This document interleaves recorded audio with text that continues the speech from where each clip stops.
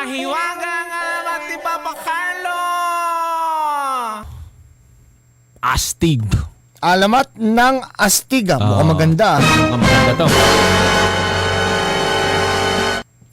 Merong mag-ama na nagngangalang Marlito. Marlito Senior at Marlito Junior. Sabi nila pag junior daw, astig. Etong si Marlito Senior, pangarap niya sa kanyang anak na maging sundalo yung anak niya. So, bata pa lang Papa Jepoy, talagang binibilan na niya ng baril. Baril. Ano pa? Gloves. Espada. Skipping rope. Mga panglalaking sports. Panlalaking sports. Astig. Astig. Pero napapansin ng ama niya, parang nawawala yung yung mga gamit. Nawawala. Nawawala. Baka nilalaro. Nilalaro. Nami-misplate sa bahay, ganyan. Dami nawawala. Hindi nakikita niya na dun sa... Kahapon, kakabili ko lang. Nawala na. Pinapahanap sa akin yung Beyblade. Kakabili lang Ganyan din yan. Nawawala. Natural yan. Hindi, nakikita niya dun sa kapitbahay. Na may kapitbahay din kasi yung bata. Nandun sa kapitbahay. Nakikipaglaro. Nakikipaglaro. Nandun na yung mga toys niya. Wala. Hindi ginagamit ni Marlito Jr. Hindi. Hindi ginagamit ni Junior. Hindi.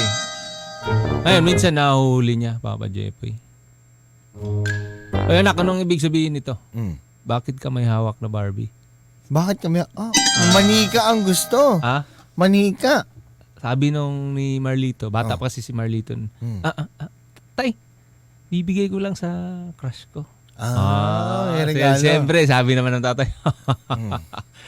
Naman ka talaga sa akin. Mabayero na. Ilang taong ka pa lang, anak. 9 years old ka pa lang. Talagang gusto ko yan, anak ka. Tapos? Oo. Napapansin niya, ang daming mga manika. Sabi niya, ang daming manika, anak. Mukhang marami kang nililigawan. Daming manika? Naka-display? Naka-display.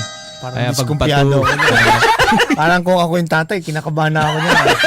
Sabi niya, pagpatuloy mo yan, anak. Parang kung ako yung ama, parang hindi ako matutuwa. Sabi niya, tay, wala tay na may mga naka-line up lang bibigyan. Tinuturuan niya ng bata pa lang pala. Yun ang term ni Marlito. Senior, wow, astig. Wow, astig Ang dami mong nililigawan. So, 9 years old ka pa lang.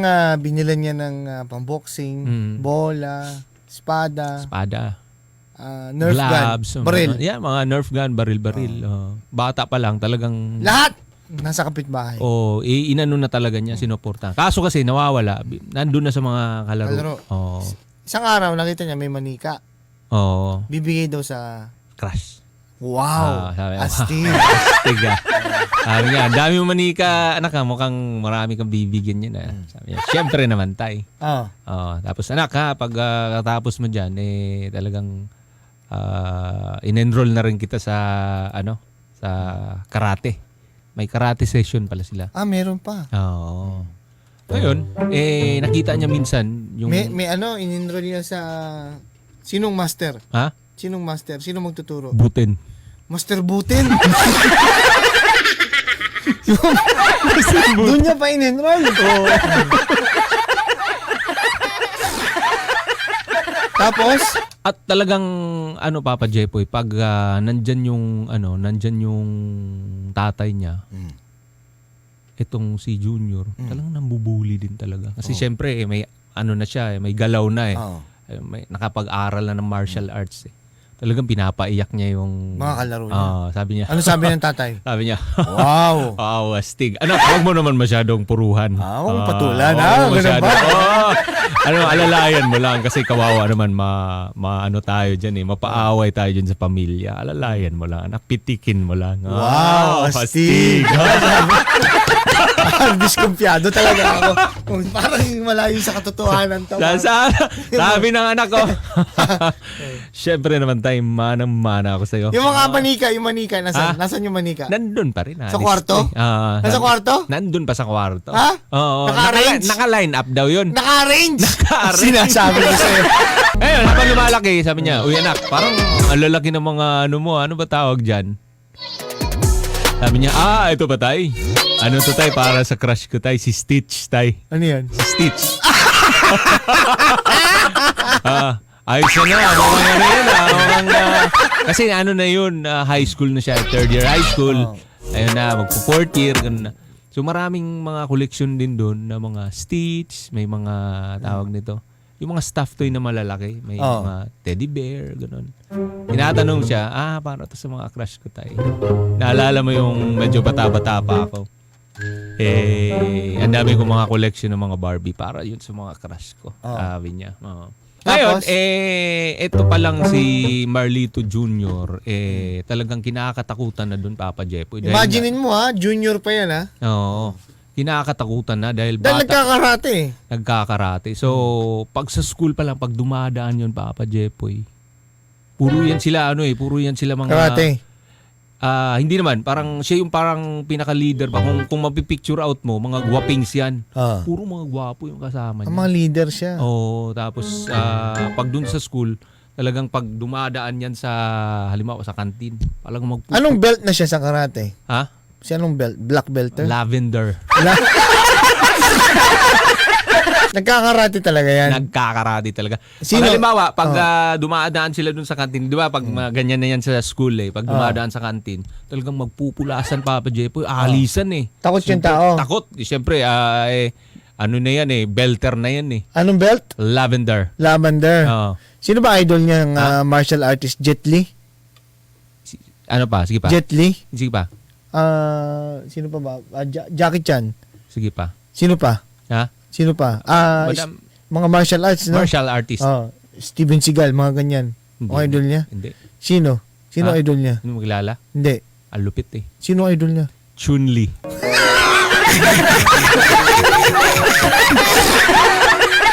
Tapos sa grupo nila, Papa Jepoy, pag, di ba, may mga, para silang fraternity na puro mga gwapings talaga. Oo. Ngayon, imbis na kamayan, ganun yung ano nila, parang hug. Paano? Ganun, no? Paano? Ang hug. Tapos, talaga. Beso? May beso? Parang hindi naman siya beso na pag talaga, di ba, pag sa lalaki fraternity, ganun. Ayan, kamay. Kamayan, sa kanila, ganun, no? Ang higpit. Tapos? Para daw astig daw pag ganun. Wow! Wow, astig. So, minsan yung mga yung mga barkada niya pumunta sa bahay, talagang nagyayakapan sila. Ayos yung nyo, anak parang kamayan nyo Parang ang astig nyo talagang yakapan na. Ang galing nung anak niya kasi mayakap talaga Sabi niya, ayos yan anak, medyo nakita na pangarap ko pag nagkuleyo ka talagang pwede ka na sa PM. Wow. Wow, astig. Astig. Ngayon yung anak patuloy na dun sa lugar nila, dun sa baryo, talagang kinakatakutan din talaga. Talagang pinipitik lang niya Military ang plano. Pinipitik niya nung college. Sino idol? Chun-Li. Pag may mga nakitang mga lasing-lasing dun sa baryo nila, pinipitik lang niya. Wow. Astig. Astig. Tapos, ngayon, magmi-military yan si Marlito Jr. Military. Sino daw ang idol niya? Chun-Li. Military. Martial arts. Chun-Li. Chun-Li. Wow, astig. Hindi alam ng tatay, hindi niya kilala si Chun-Li. Hindi niya kilala. Meron din siyang paborito na sa military. Sa military, international naman. Sino ang idol niya daw? Sabi niya, tay, kilala mo naman ako hindi naman tayo nanonood ng mga pipitsugin na lang ng mga pinaka-idol ko dyan, tay. Sino? Tomb Raider.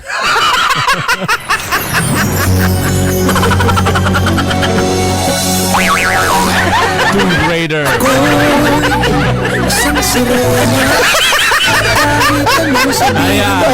Sabi yung tatay tatay niya, wow, Astig. Anak, mag-ready ka na dahil Tomb Raider idol. Tomb Raider. Sabi niya, anak, mag-ready ka na. Darating yung kababata mo. Yung wapings din. Kwento mo na doon. Yabang-yabangan mo na, sabi niya. Ayun, dumating yung isang tropa niya, Papa Jepoy. Dumating at sabi niya, uy, pre, tagal na natin hindi nagkita. Bata pa lang tayo nung nagkita. Kamusta ka na? Sabi nung barkada niya, ano lang, medyo simple lang. Pangarap kong ano. Sino dumating? Yung tropa niya nung kabataan. Kababata niya. Magka-college na tayo, 'di ba? Pangarap ko rin sa hotel. Ikaw, Marlito, ano bang pangarap mo? Wala, napapasok na ako sa Military. Sino idol? PMA, ha? Sino idol? Lara Croft.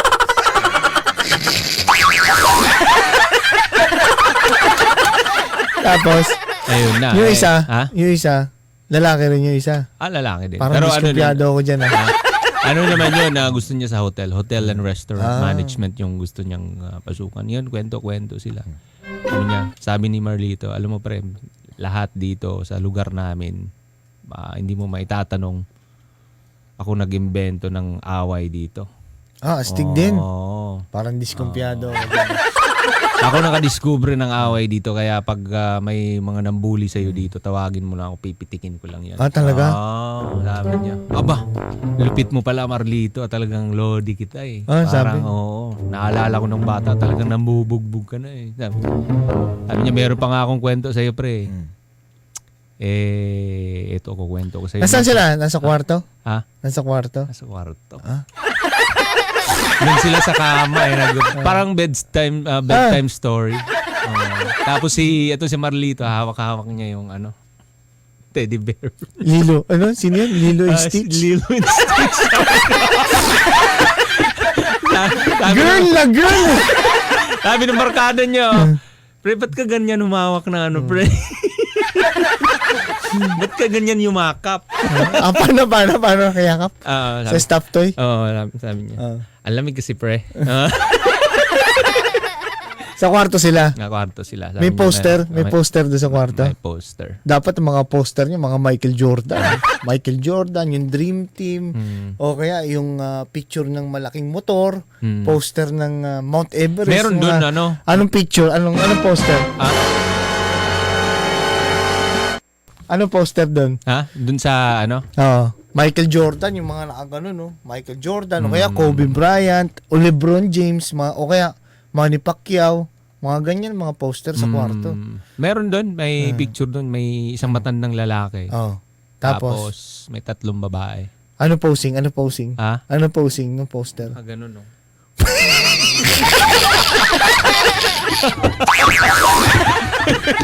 Charlie's Angels! Yung isa! Ganon! Charlie's Angels! Yung poster! Charlie! Diskumpiyado! Tapos meron pang dyan, picture na tawag nito. Alam niyo, may idol niya yung isa. Naka-idol niya. Ang daming picture niya doon collection niya. Air Force One. Tapos mga Mission Impossible. Tom Cruise. Tom Cruise ang idol. Idol niya si Tom Cruise. Guwapo kasi. Maverick. Maverick yan. Top Gun.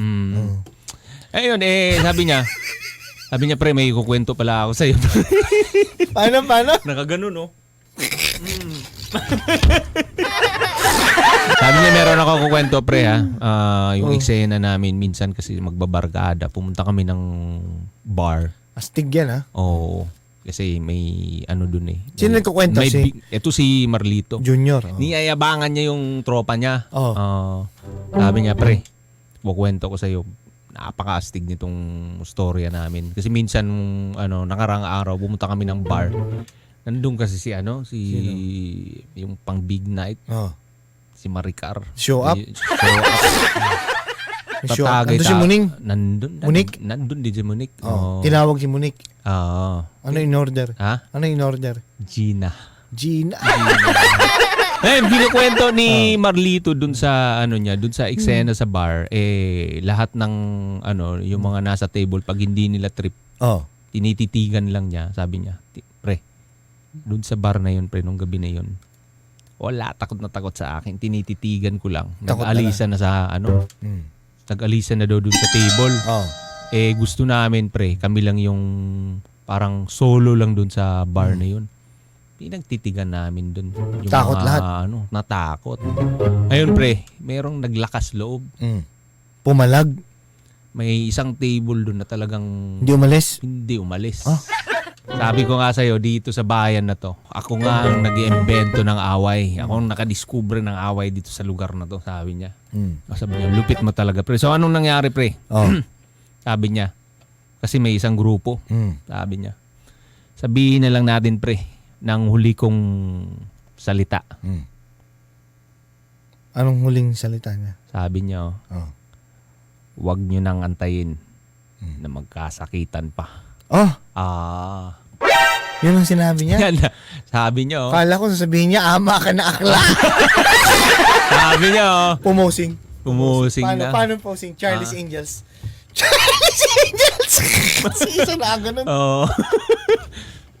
Sabi niyo, pre, parang nakaka-excite yung story mo yung story mo talagang astig, pare. Astig. Sabi niya. Alamat ng astig talaga. Sabi niya, ano yung huli mong sinabi? Sabi niya, Huwag nyo nang hintahin. magkasakitan pa. Sabi niya, so, pre, ano nang nangyari, pre? Sabi niya. Ano nangyari? Di ko nga alam, pre. Nakalimutan ko na, pre. Bakit? Kakigising ko lang ngayon, pre.